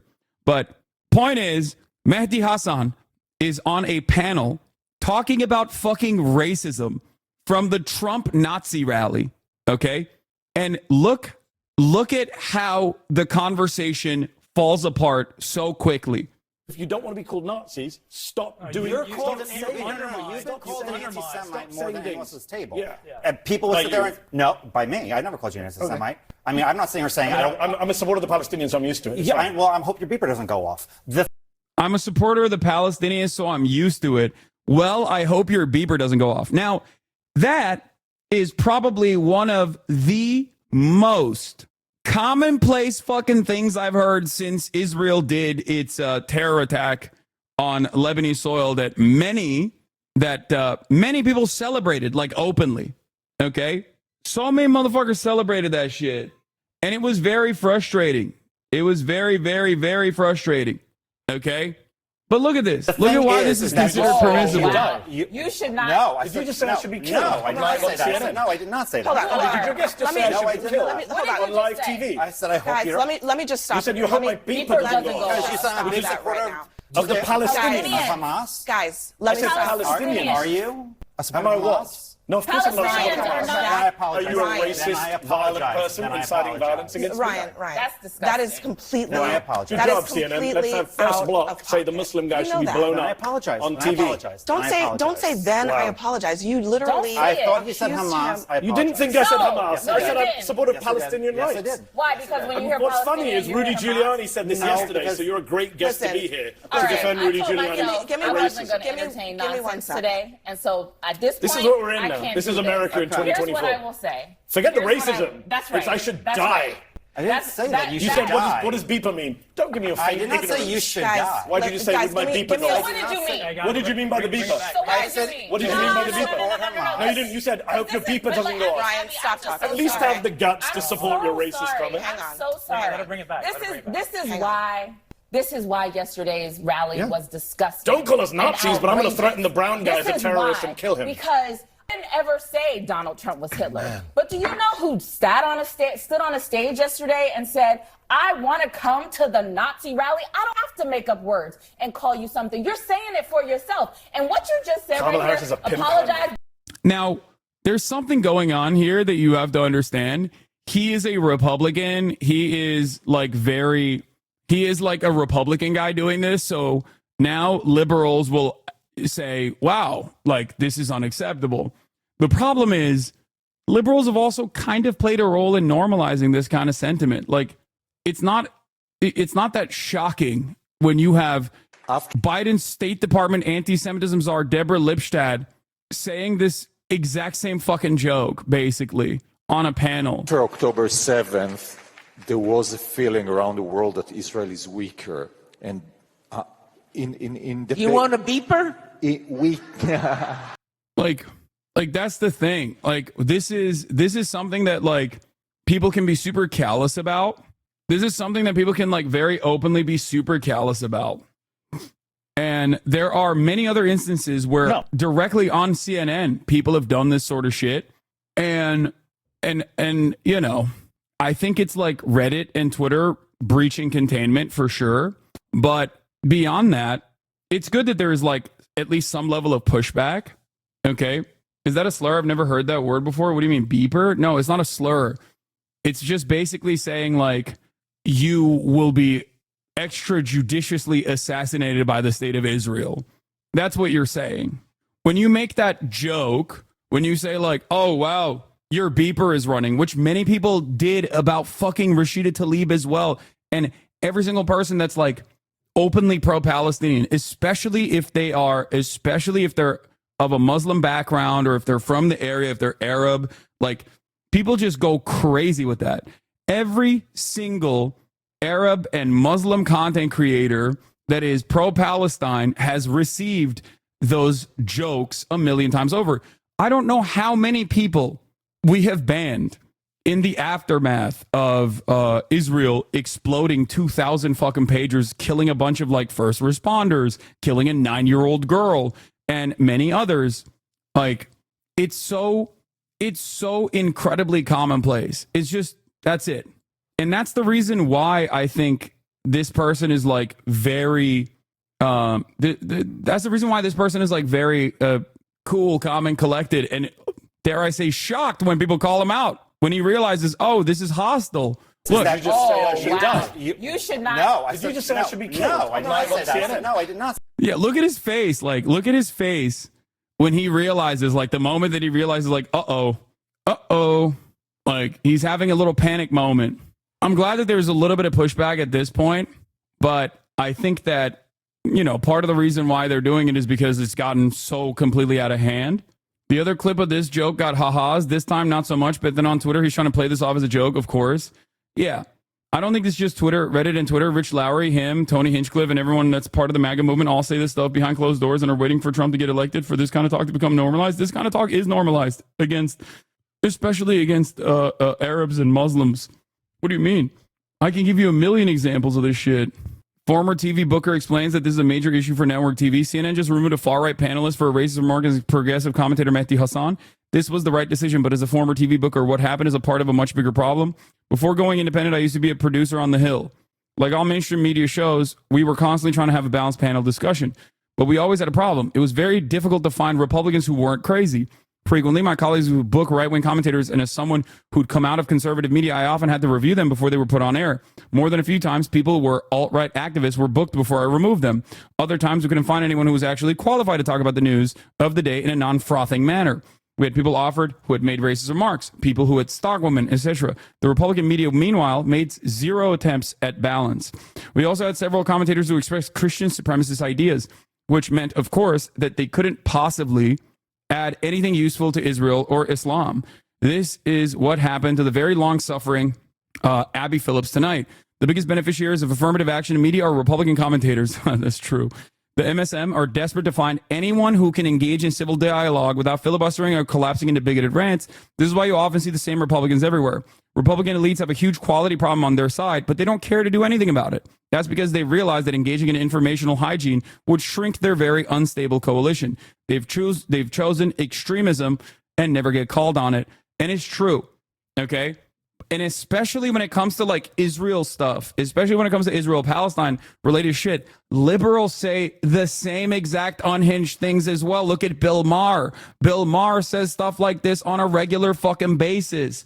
Congresspersons make these same jokes. Like, look at this. This is a representative. Huh? Say self-defense what Israel did with the pagers and how the walkie-talkies? Now that's a Republican. Okay? That's a Republican. So the 8-year-old and 11-year-old. Huh? Do you have your pagers on you?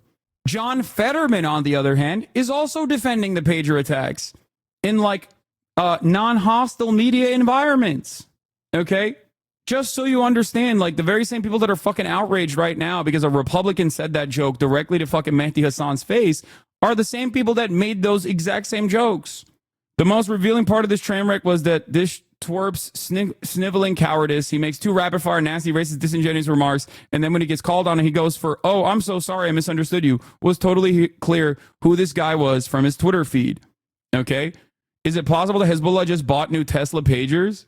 I mean, I guess that's more of a joke on Tesla than it is about the pager attacks killing civilians, to be like unimaginably and endlessly charitable to that specific person. It's not the exact same kind of joke, in my opinion. But yeah, that interview Fetterman gave was crazy because he was called lying twice in less than a minute. Yeah. Do you guys have the Fetterman interview as well, where he like justifies the death of a 9-year-old, which is insane? Oh, here it is. Once again. I would love to understand where your affinity with the state of Israel actually comes from. Can you explain its origin to me? Yes. Well, I mean, I can't say that there's an origin. I think it's really about, that's our ally. There's a special relationship. And now if anyone that studies history realize that if you aren't unwilling to stand and protect and support the Jewish community, that can end in incredibly terrible, awful ways. That's what history has taught us. That. And now to anybody that doesn't follow the history and not even aware of a lot of it, like err on the side of democracy. And that is the only democracy in the middle of that region. And I had the chance to visit there, and that's the kind of society that have the same kinds of values that we live and what we aspire to, especially, ironically, progressives, especially for women and members of the LGBTQ communities. And that's why for me, it's an easy choice through this. I am curious if on that trip you made to Israel, if you went to the West Bank at all and met any Palestinians there. I didn't go to the West. I didn't. And then, so I didn't have unlimited time to see all the things that I wish I could. But I would love to go back. But I guess what I'm asking is if you've tried to understand the other side of this conflict. I've talked to a lot of people. I would visit and I would discuss members of the Arab and Muslim from Pennsylvania. I would have open dialogue. I entertain that. I would be happy to really understand the other side. And I've been unable to, other than it's like, hey, if we can just stop fighting and attacking Israel, that's going to make the quality of life for anyone in that region to start to get better. As you mentioned, you visited Israel for the first time in June. You met with Israel's Prime Minister, Benjamin Netanyahu, who thanked you for your courage and your support of Israel. How do you see his leadership during this conflict? I thought it was really curious that Democrats felt like they needed to politically to criticize Israel, but that would be difficult. So they found that, well, we're going to just focus on Netanyahu. And you can think he's a bad leader or a bad person or anything, but that happens to be the democratically leader of Israel. Oh, God, he's so bad. Here. I want to bring it back to your state, though, because you have gotten criticism from both Muslim groups and pro-peace Jewish groups. Last month, the Philadelphia and Pittsburgh chapters of the Council on American Islamic Relations, they issued a joint statement where they condemned you for saying that you loved Israel's pager attacks targeting Hezbollah in Lebanon. I do. I absolutely. Well, they said when our elected officials start condoning the civilian loss of life, our collective moral compass is irreparably harmed. That's a quote. And indeed, that attack did hurt and maim civilians. It didn't. It was targeted for men. It did. What do you mean it didn't? You can't just like wish cast something that didn't happen. How is any fucking different than the just like QAnon weirdos, You're just hallucinating. Members of Hezbollah. No one uses beepers in that situation other than they were a member of Hezbollah. There was a young child that was a micro targeting to minimize civilians. There was a young child who was killed who was taking the pager to their parent. Unfortunately, tragically, because Daddy was a member of Hezbollah. That's tragic. He like would you have the same energy if the roles were reversed? If a member of the Knesset of the Likud party that you just criticized. Right, Benjamin Netanyahu, it's just like people are criticizing him, whatever. If like a child of a Likud party member, someone in the chat said the dad was a doctor. Yeah, there was a bunch of, there were a bunch of fucking, guys, stop sending me Richie Torres tweets, please. Like he's got the John Fetterman brain rot, dude. Like he's posting, Is this the same Myron Gaines who say we must first figure out a way to take our country back from Jewish supremacists? You and Hassan Piker are two symptoms of the same disease, anti-Semitism with Twitch. This guy's not even a fucking Twitch streamer. He literally was unbanned and then subsequently banned from Twitch. Okay? Please, you do indeed have a First Amendment right to speak, but so do I, and I will speak I will to the chagrin of every rotten anti-Semite on Twitch. This guy's not even on Twitch. Like, it's just brain rot. This is funny. I saw this earlier. This person saw Ethan Klein's screenshot and the name Hassan and assumed it was Hassan Piker, not Mehdi Hassan. Lumping you in with Fresh and Fit is wild. I know. It's disgusting. Why is Myron coming to your defense? What the fuck? I don't know. It's just maybe to fucking whitewash their perspective somehow. I don't know. There's never been a moment where I've defended them. Okay? They are. Like, Myron is literally a Holocaust minimizer at best. Most likely a Holocaust denier. Okay? Like, when he had a conversation with Ethan, I remember very quickly, Ethan was like, okay, what do you think about the Holocaust? And he was just like so evasive. He's nice enough to support your right to speak your mind law. Guys, stop. It's fucking cynical, okay? It's completely cynical. He's backing you, though. A lot of you are so fucking stupid.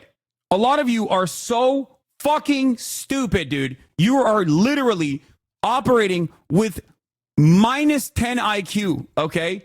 You just genuinely don't understand. No, I am permitting them. Like, what do you mean? I don't want fucking support from Nazis and Holocaust deniers, you dumb fuck. The fuck is wrong with you? That is not a very good argument. No, it is a good argument. And if you fucking support Holocaust deniers and Nazis and the like because they said, oh, well, I respect people's First Amendment rights, like in the process of like trying to normalize their fucking perspective, you are a dumb fuck, okay? You are dumb as fuck. You are so easily duped. Holy shit. God damn. There's never been a fucking singular moment where I've ever allowed that kind of sentiment to be expressed in this fucking, in this community. Okay? They're too focused on drama to realize that what they're doing. Yeah, these people have to be baiting at this point. There's no way you can be this brain dead. No, I think that they are that brain dead. I think there are, there's going to be a lot of stupid people in this fucking community too, everywhere. What's next, dude? Oh, Nicholas Fuentes defended my right to free speech. Oh, okay. Sure. Like, what do you mean? Fuck those guys. Brought that danger and evil into their home. And that's what's... Like, a lot of people, I think, don't understand, okay? The way I look at this, okay? A lot of people who are pro-Israel are fascist of a different variety. There is no difference in terms of, like, ethnic superiority arguments that Nazis have made, that neo-Nazis have made, that fascists still make to this day, versus people who believe in the demographic concerns of Israel maintaining a Jewish ethnic majority. Okay? It's a handshake. One side, it's a handshake where both sides are unironically making anti-Semitic arguments. The idea that like all Jews have to 100% singularly defend Israel. It's ridiculous. That's what tragically resulted in that poor child's death, and that's what's so terrible. She paid the price because her father was a terrorist for Hezbollah, and I grieve for the death of Palestinian children and other innocents there. I don't assign any more value to their lives. I mean, yeah, you do. This is my own children's lives, and that's why we have to destroy Hamas, and we have to develop a new way forward where people can live in peace, so that this kinds of death and misery, it has to stop.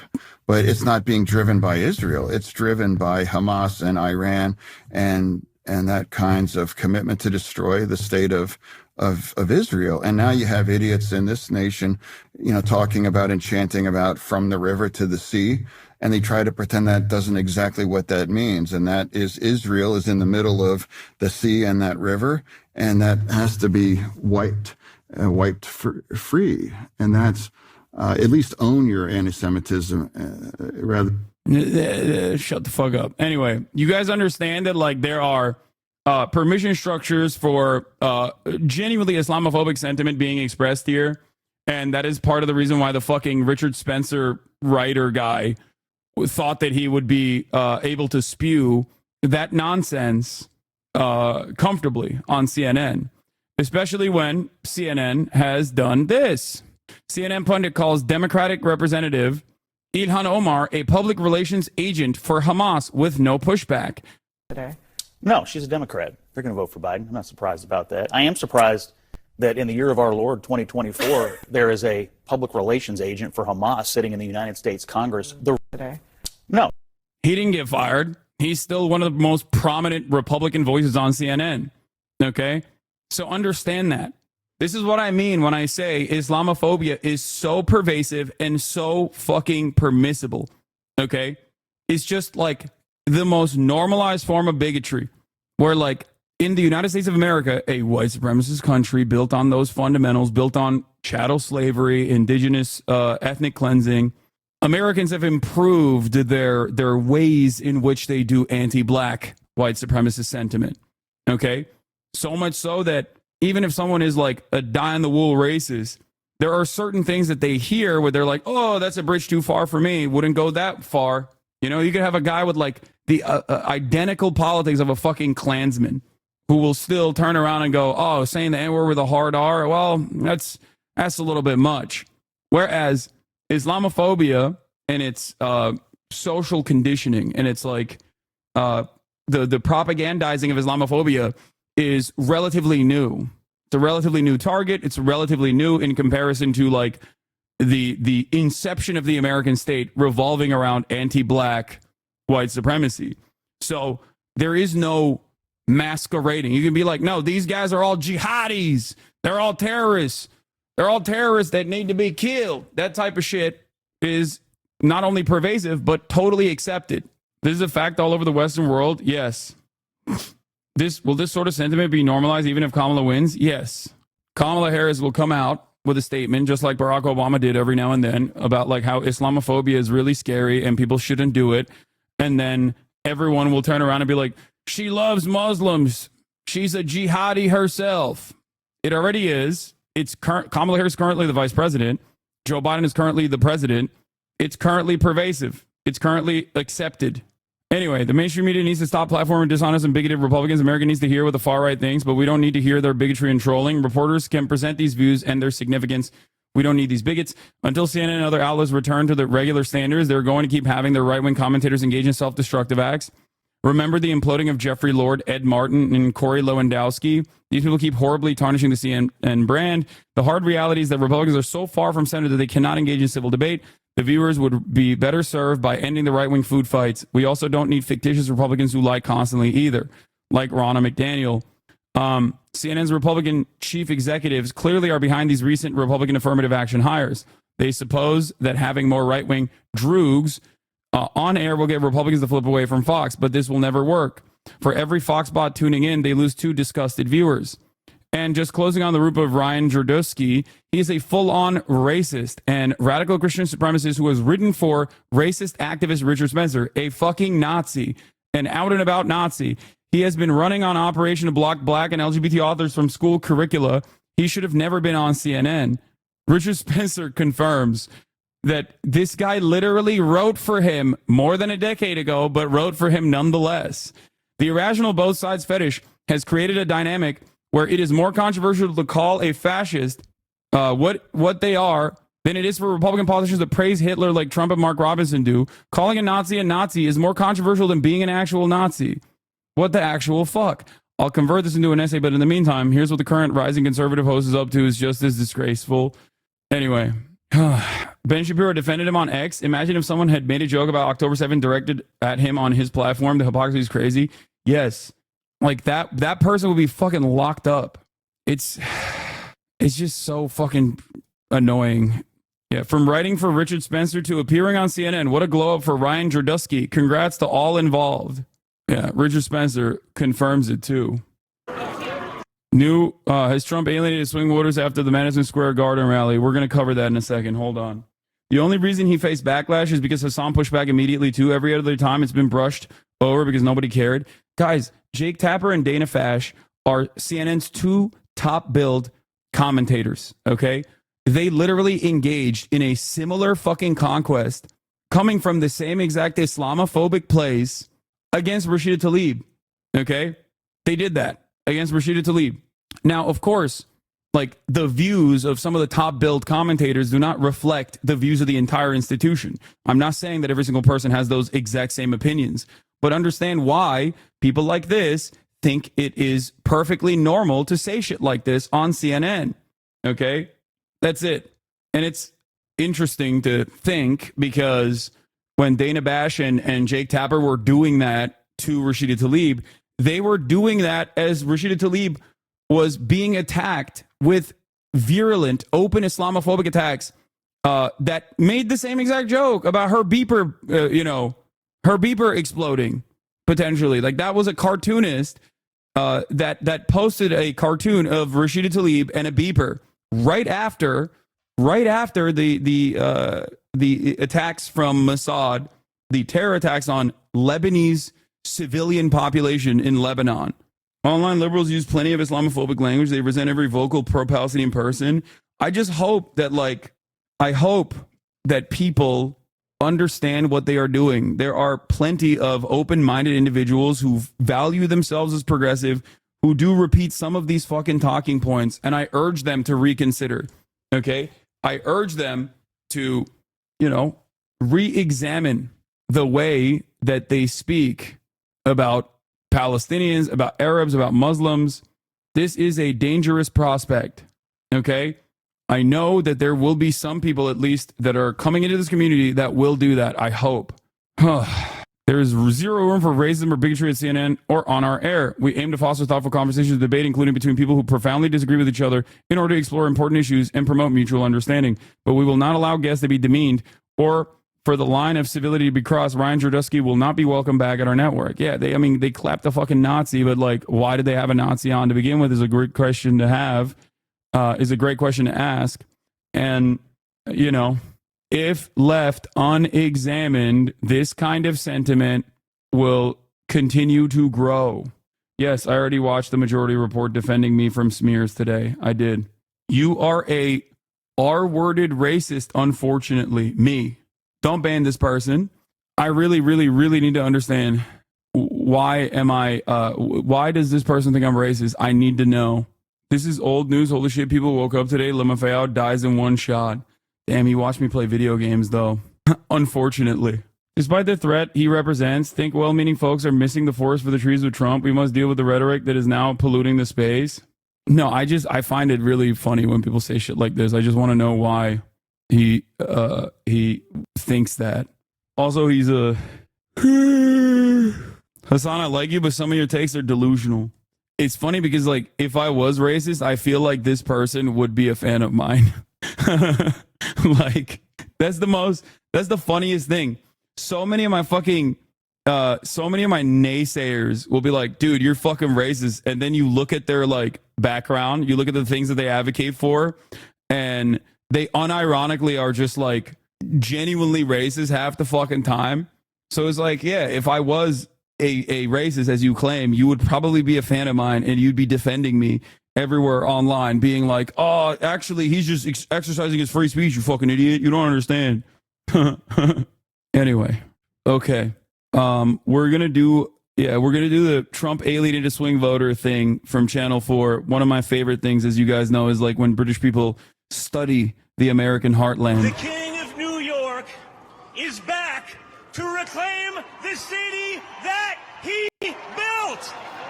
Donald Trump didn't, of course, build New York City, but in the self-described world's most famous arena of Madison Square Garden, that's certainly the tale he wanted to tell. That he was back in his righteous home. That's what the guy painted? The pizza boxes guy? That's awesome. This time he brought the MAGA circus with him.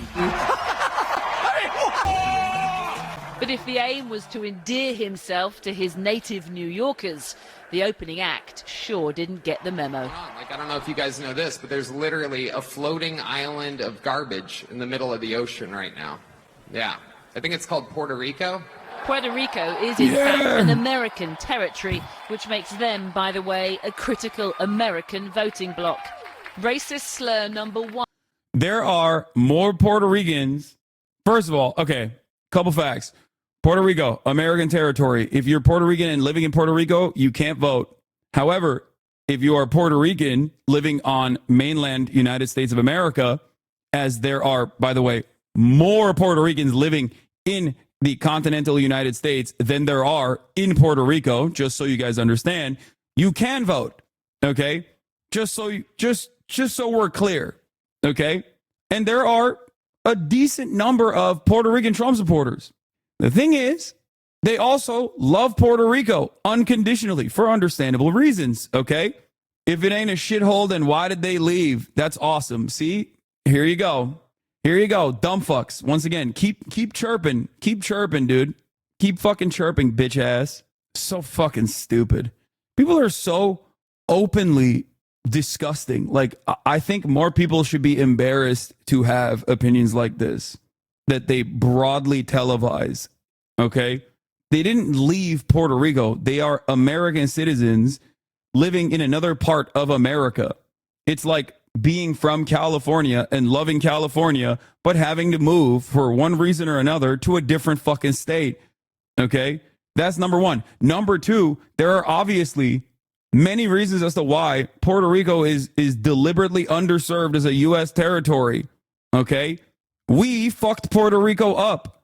We did. America, the American government.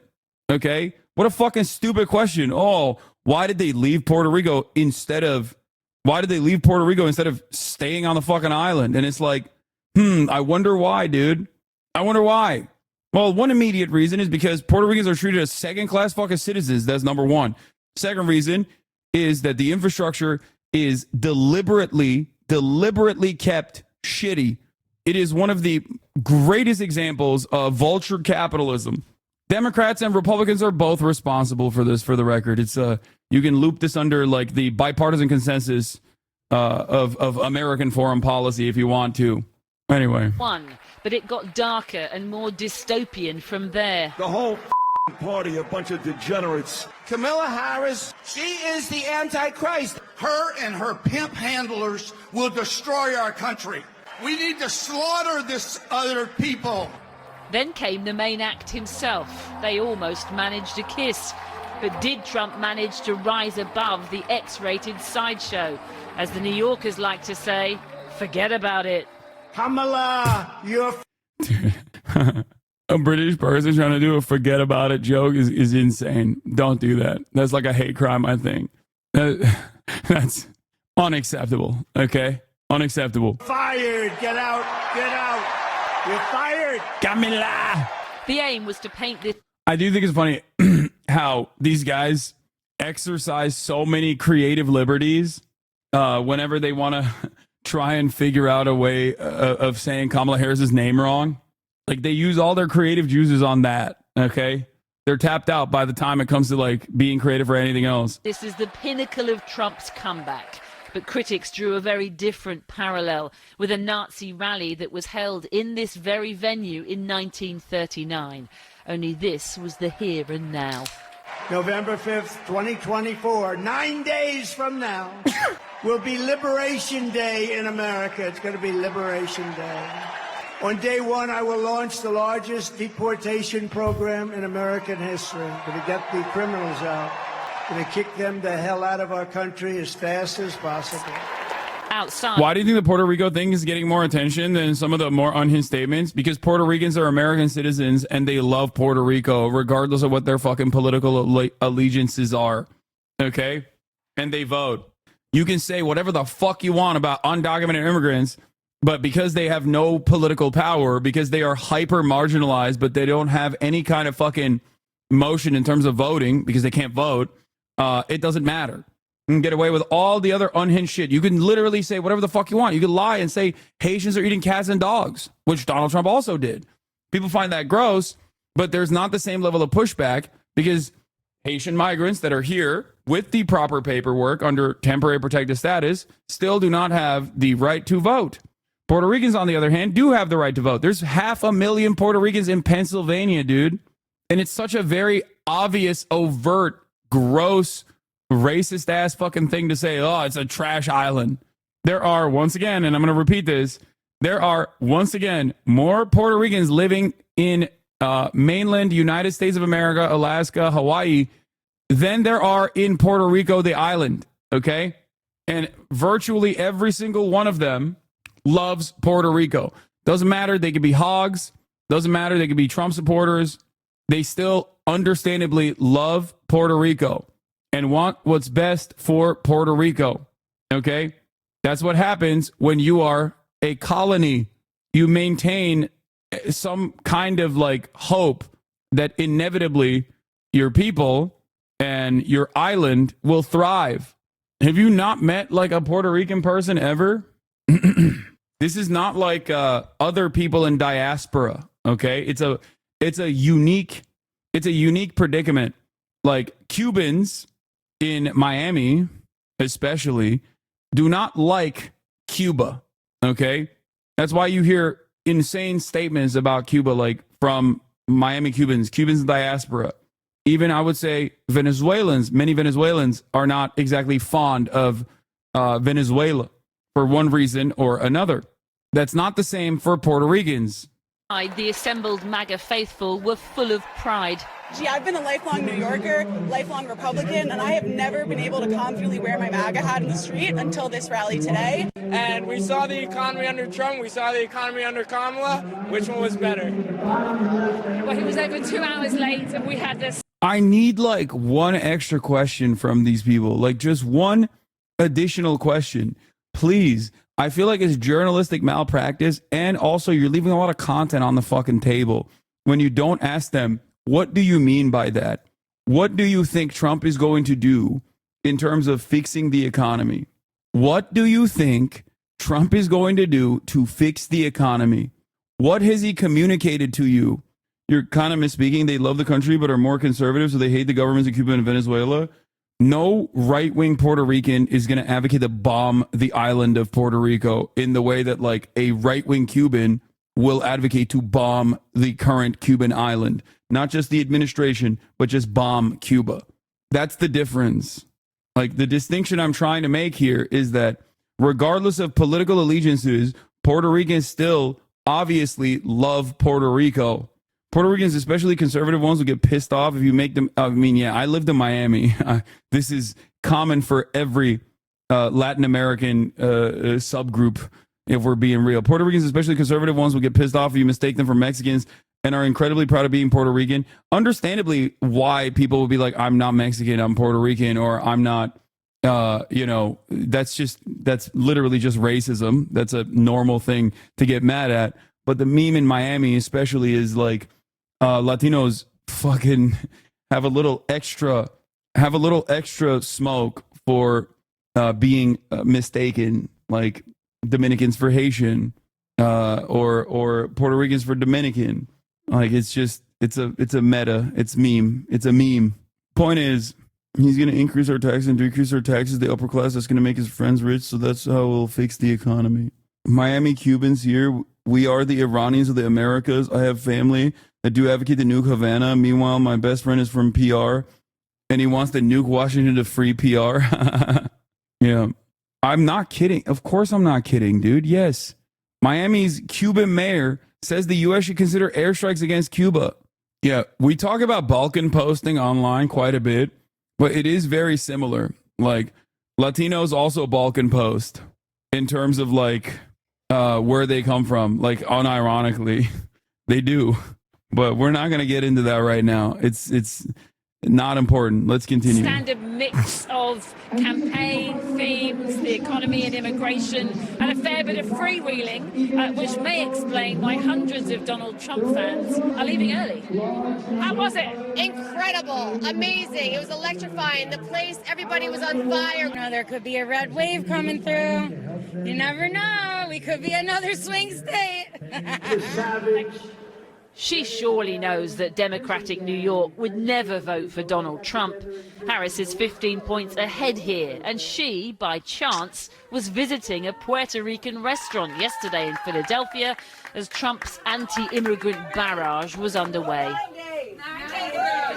Today, as she was en route to the swing state of Michigan, Harris said Puerto Rican voters would support her and reject what she called Trump's nonsense in New York. They want a president of the United States who's about uplifting the people and not berating, not calling America a garbage can. Joe Biden popped up too this morning, doing his Democratic duty by voting in Delaware, one of the closing acts of his political career. It's up to you.